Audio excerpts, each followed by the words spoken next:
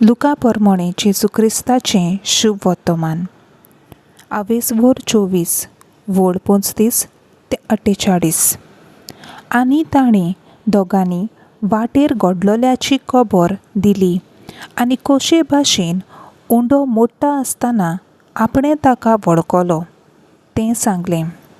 अशें उलयता थंयच आसतना कूड जेजू ताचे मदेकोत उबो जालो.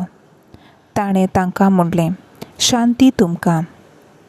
गाबरू आनी भियेवून आपूण पळयतात तो एक भूत म्हूण तीं समजुलीं. पूण ताणें तांकां म्हणलें, तुमी घाबरल्यात कित्याक?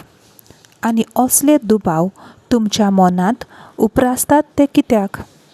म्हजे हात पांय पळयात, तर हांवूच तो. सांसपून पळयात, म्हाका मांस आनी हाडां आसात, म्हूण तुमी देखतात तशें भुताक आसनात. अशें उलोवन ताणें आपले हात आनी पांय तांकां दाखयले. कुशालकायेन बरोवन तीं अजून दुबावतालीं आनी इतलीं तोटाकलोलीं देखून ताणें विचारलें, तुमचे कडेन हांगा कितें तरी खावूंक आसा? तांणी ताका भाजलोले मासलेचो कुडको दिलो. तो ताणें तांचे उजीर घालो आनी ताणें तांकां सांगलें, तुमचे सांगाती हांव अजून आसलों तेन्ना हांवें तुमकां सांगलोलें तें हेंच.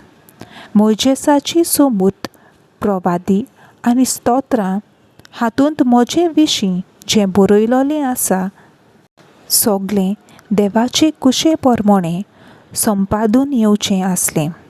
मागीर शास्त्रांचो अर्थ समजूंक ताणें तांची मोत उक्ती केली आनी तांकां म्हणलें, बरयलोलें आसा तें अशें, क्रिस्त कोश्ट मरण सोंसतलो, तिसऱ्या दिसा तो मेलेल्यांतलो पुनरुज्जीवन जातलो आनी जेरुजालेमांतावन सुरू करून ताच्या नांवान जिवीत बदलप आनी पातकाचें बोगसणें सगल्या परजांक परगट जातलें.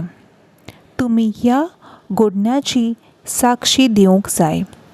देवाचें उतर हें, देवाचो व्हड उपकार.